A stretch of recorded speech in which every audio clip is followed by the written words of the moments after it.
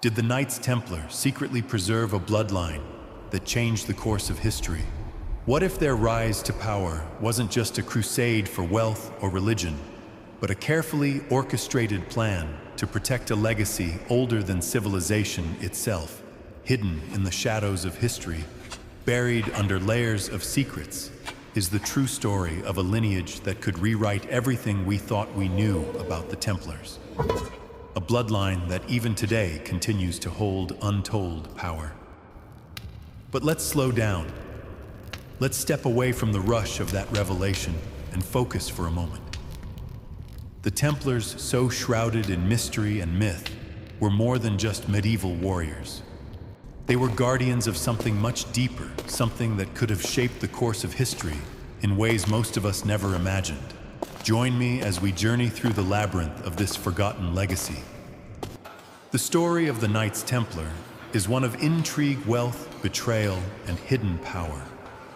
A tale that starts in the heart of the Holy Land during the Crusades, where a group of knights first emerged, pledged to protect pilgrims on their dangerous journeys to sacred sites. What began as a noble mission, however, quickly transformed into something far more complicated. For centuries, the Templars accumulated unimaginable wealth and influenced their reputation, growing far beyond the borders of the medieval world. They were known as the bankers of Europe, trusted by kings and queens, their coffers filled with riches and sacred relics. But what was their true purpose? Were they merely soldiers of Christ, or were they protectors of something far more valuable, something that could change the course of history? As we dive deeper into the history of the Templars, we'll uncover stories that have been carefully buried by those in power. The arrest of the Templars in the early 14th century, ordered by King Philip IV of France, marked a pivotal moment in history. The knights were publicly disbanded, their leaders tortured, and their wealth seized. But what if the narrative we've been told is incomplete? What if their downfall wasn't just about greed, but about a darker, hidden agenda to silence a secret far too dangerous for the world to know? It is widely believed that the Templars went into hiding after their disbandment. But where did they go? Did they really vanish, or did they continue their work in the shadows, preserving their influence in secret? Some believe they fled to the remote regions of Europe, to places like Scotland, where they blended into royal families and other noble houses, passing down a legacy, an ancient bloodline linked to royal and religious power. Others speculate that the Templars were never fully wiped out their influence, remaining just beneath the surface, quietly shaping global events throughout history. Before we venture further into the shadows, take a moment to subscribe, so you never miss a secret that history has tried to forget. The Knights Templar began as a small group of French knights sworn to protect pilgrims traveling to the Holy Land during the Crusades. But their rise to power wasn't accidental. From the very beginning, something about them seemed different. Their rapid ascent, their mysterious operations, and their overwhelming influence have sparked questions for centuries. Was their purpose truly just about chivalry and piety? Or was there a deeper, more calculated plan driving their every move? It's no secret that the Templars were skilled warriors with a reputation that spread like wildfire across Europe. They fought fiercely in the Holy Land, gaining honor and renown for their prowess. But the story doesn't end there. While the knights were engaging in battles and sieging cities, they were also building something far more significant, a financial empire. By the early 12th century, the Templars were operating a network of banking institutions that spanned the length and breadth of Europe.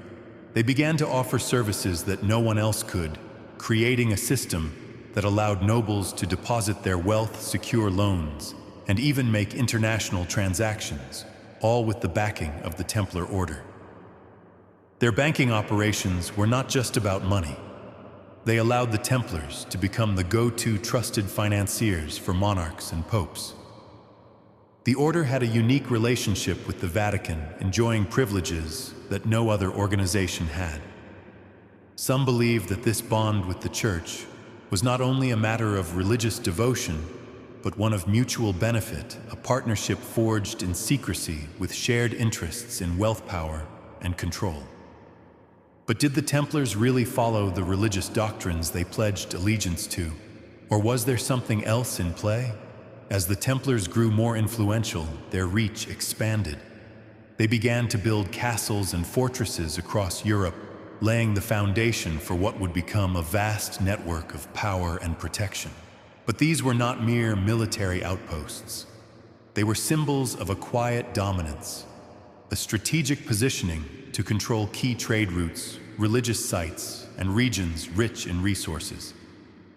Their connections with royalty became even more significant, as monarchs found themselves deeply entangled with the order's wealth and influence. But here's the catch. There are whispers that the Templars weren't simply opportunistic in their rise to power. Some believe that their rapid success wasn't just a result of military victories or clever financial strategies. Instead, it suggests a deeper, more ancient agenda. Could the Templars have been part of something larger, a secretive network, with roots that stretched far back in time, a network that had always been in place to guide and control the course of history, hidden beneath the veil of religion and warfare? For centuries, scholars have debated the origins of the Templars.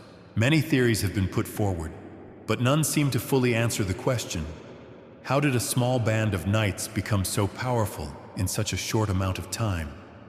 One possible answer lies in the idea that the Templars had access to knowledge that was hidden from the public, guarded by those in power, and that may have been passed down through secret bloodlines. This knowledge, whether it was religious, political, or even esoteric, could have given the Templars the edge they needed to build their empire and ensure their place in history. The Templars' wealth was not just about treasure, it was also about knowledge. As the order grew, they began to amass sacred relics, manuscripts, and artifacts that were said to hold incredible power.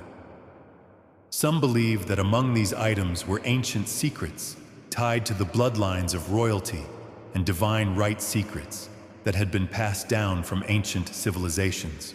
These items were not just symbols of religious devotion, they were pieces of a much larger puzzle, a puzzle that the Templars were determined to solve.